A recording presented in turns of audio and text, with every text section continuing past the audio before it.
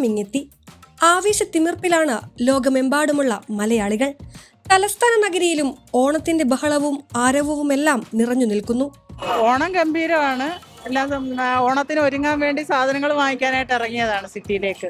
കഴിഞ്ഞ വർഷത്തെക്കാളും തിരക്കൊക്കെ ഉണ്ടോ ഇപ്പോഴും? കഴിഞ്ഞ വർഷം ഇതിനും കൂടുതൽ തിരക്കുണ്ടായിരുന്നു എന്ന് തോന്നുന്നു. കാരണം ഇത്തവണ ഇനിയിപ്പോൾ 4-5 ദിവസം കൂടെ ഉണ്ടല്ലോ, അത് ഇത് കഴിഞ്ഞിട്ട് തിരക്ക് കൂടുമായിരിക്കും. ഓണം എല്ലാവരുടേതുമാണ്. വലിയ വലിയ സൂപ്പർ മാർക്കറ്റുകളിലാകട്ടെ വഴിയോര കടകളിലാകട്ടെ കച്ചവടം പൊടിപൊടിക്കുകയാണ്.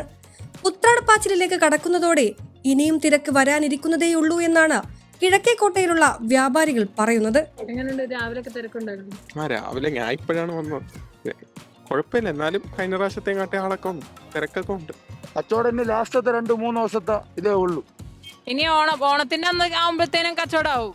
ഓണത്തിന്റെ ലാസ്റ്റത്തെ 2-3 ദിവസം ആകുമ്പോൾ നമുക്ക് ആവശ്യത്തിനുള്ള കച്ചവടം നമുക്ക് കിട്ടും. ആ കച്ചവടത്തിനാണ് നമ്മൾ വെയിറ്റ് ചെയ്ത് നിൽക്കുന്നത്. കൊള്ളാം, അടിപൊളി ഓണമാണ്. ഞാൻ ഇതുവരെയ്ക്ക് ഇങ്ങനത്തെ ഒരു ഓണം എക്സ്പീരിയൻസ് ചെയ്തിട്ടില്ല. ആദ്യമായിട്ടൊക്കെയാണ് ഇത്ര തിരക്കുള്ള സ്ഥലത്ത് ഞാൻ ഇങ്ങനെ വന്ന് നിൽക്കുന്നത്. എല്ലാവരും അടിച്ചു പൊളിക്കൂ, ഹാപ്പിയാണ്. പ്രതിസന്ധികളെല്ലാം മറന്ന നന്മയുടെയും സമൃദ്ധിയുടെയും നാളുകളെ വരവേൽക്കാൻ കേരളക്കര ഒന്നാകെ ഒരുങ്ങിക്കഴിഞ്ഞു.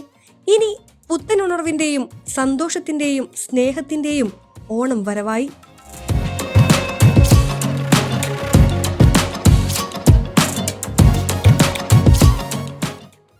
എങ്ങനെയുണ്ട് ഓണം? ഓണം നന്നായിരിക്കുന്നു. ആൻഡ് കാഴ്ച വാസ് വെരി ഗുഡ്.